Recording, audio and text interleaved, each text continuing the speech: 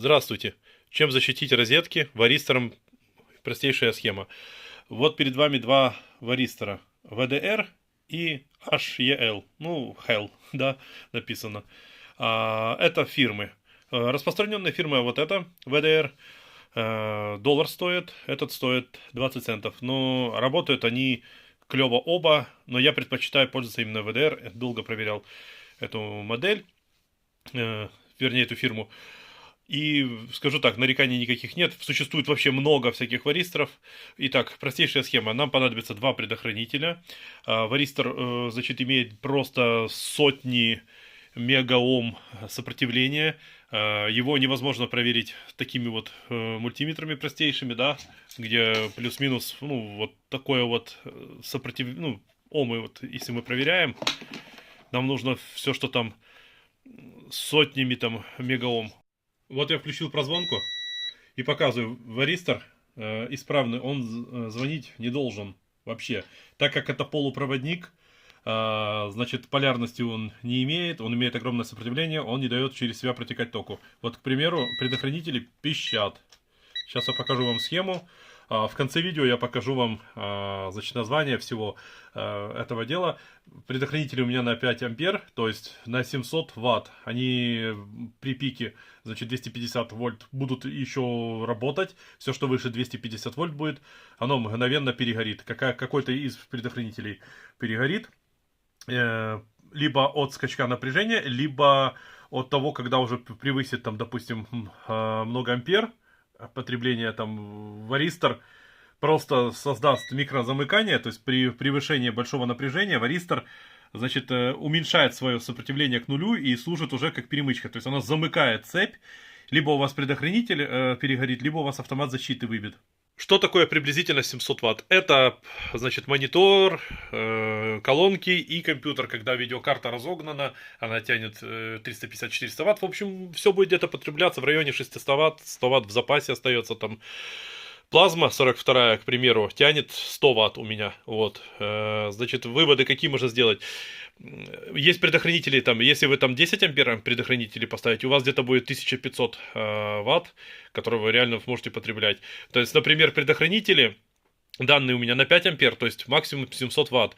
То есть постоянная работа где-то у них будет получаться 3 ампера, ну где-то там на пределе будут работать на 5 ампер, все будет нормально. Но все, что пойдет выше, они просто перегорят. Поэтому, если вы включите там 1,5 киловатта и будете через предохранители вот этих, ну, в общем, использовать 5-амперный предохранитель, но будете там 10 ампер пускать через них, там 1,5 киловатта будете использовать, вы спалите их. Поэтому рассчитывайте там, например, 10 ампер, вот это 1,5 киловатта. Считайте дальше, какие вам надо ставить. Итак, еще маленький момент. Варистор, многие ребята ставят без предохранителей и думают, что он защищает. Он защищает как бы от маленьких скачков, он нагревается быстро и преобразует весь этот скачок напряжения, защищая технику. Он преобразует это все в тепло. Но если это будет длительный скачок, он нагреется и может рвануть. Если автомат защиты, конечно, не сработает. К нему нужно обязательно ставить предохранители. Так, наглядный пример. Розетка у меня сейчас вообще выключена на автомате защиты, так что все по технике безопасности. А вот у нас силовой провод, я так для общего понимания показываю, к которому будут сейчас подключены предохранители. Лапки в предохранителях надо укоротить чуть-чуть. Так, ну пока греются паяльник, покажу вот такие же есть предохранители. Они бывают вот такие, бывают вот такие предохранители. Вот, у меня шоте-шоте на 5 ампер. 250 вольт, максимально то, что они могут выдержать. Ну, на тот случай, если кто не знает, чем паять, я флюсом пользуюсь вот таким вот, уже очень, кстати, давно. Поэтому вот такой вот вариант есть. Кто-то там кисточками какими-то мажет. Я вот так прям не жалею. Весь провод купаю. Ну, а потом припаиваю.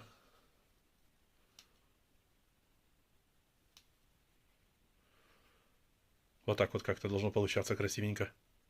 Как я уже сказал, лишнее подрезаем. Отрезали, и где-то вот так вот мы должны это все дело припаивать. Вот такая картина должна у нас первая получиться. Фаза 0. Разницы здесь нет, и полярности в предохранителях тоже нету, как угодно их подключайте любой стороной. Вот, ну, многие ставят один предохранитель, а два лучше всего ставить, это как бы проверено, это 100% какая-то из сторон сработает в случае перегрузки или там, в общем, замыкания. Вот такая картина у нас получается приблизительно. Сейчас уже сюда будем потребитель подключать. Ну, то есть розетку, из чего будет потребитель. В моем случае я сделаю лампочку, чтобы было понятно. Вот я имитирую сейчас включение удлинителя. Ну, как будто я вот вилку включил. Здесь у нас вместо лампочки должна быть розетка. Лампочка 150 Вт. Здесь должна у нас быть розетка, куда у нас будет включен компьютер, монитор и так далее. Варистор замыкать не будет. У него гигантское сопротивление. Он просто не дает через себя протекать ни току.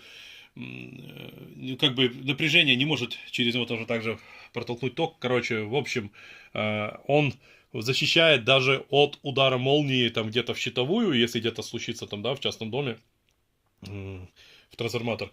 Он просто не даст пойти сюда на прибор как бы напряжению, то есть ток ничего не спалит, потому что он возьмет все на себя и оттолкнет это все назад, либо оборвет на предохранителях цепь, быстрее предохранители перегорят, чем где-то там автомат защиты какой-то сработает. То есть вот так должна выглядеть безопасность для вашего оборудования и для ваших розеток.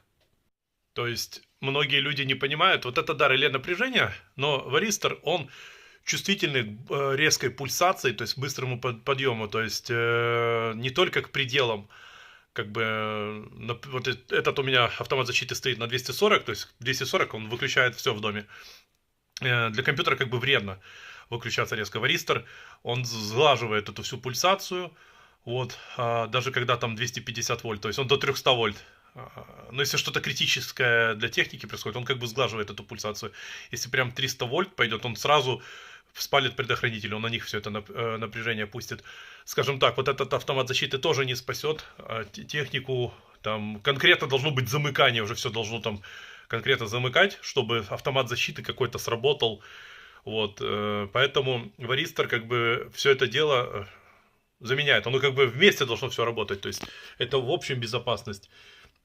Говорю еще раз, автомат защиты сработает только тогда, когда будет конкретное замыкание, все должно нагреться, там провода должны нагреться, если еще провода у вас дома огромные, провода длинные, как бы пока это все дело нагреется, он не сработает, он не успеет автомат защиты сработать, он чисто вот от короткого замыкания конкретно, реле, да, от скачков напряжения.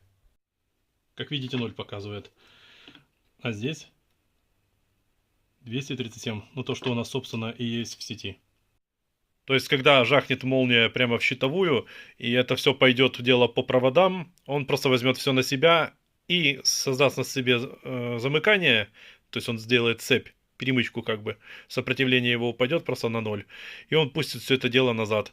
Предохранители перегорят, или даже может сработать какой-то чувствительный автомат защиты. Многие популярно рассказывают, что он там может на секунду выдержать 4500 ампер. Это неправда.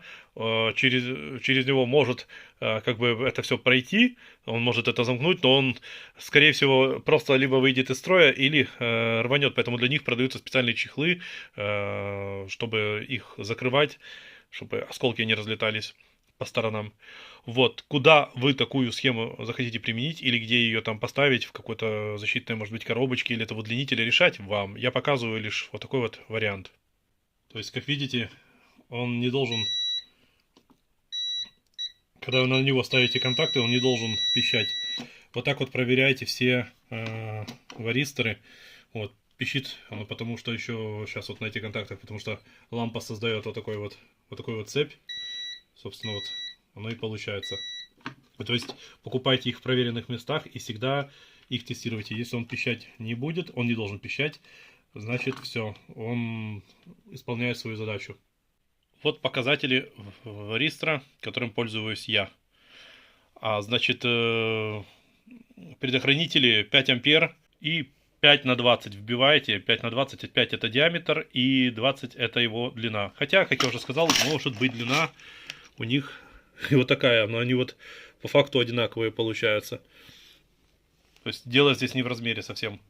Что ж, друзья, видео подходит к концу. Если было вам это все дело интересно, подписывайтесь ко мне на канал, у меня много полезной информации. Если нужно, я могу снять очень много интересных других роликов, как собрать можно там по-простому радио, там рацию, еще что-нибудь такое. Кучу всяких изобретений знаю, поэтому пишите, про что конкретно, и следующий ролик будет снят именно про то, про что вы в основном проголосуете. Спасибо за просмотр, поставьте этому ролику лайк, я старался для вас, а лайки мотивируют меня и показывают мне, и оценивают мою работу. Я понимаю, как сильно я вам был полезен. Спасибо еще раз.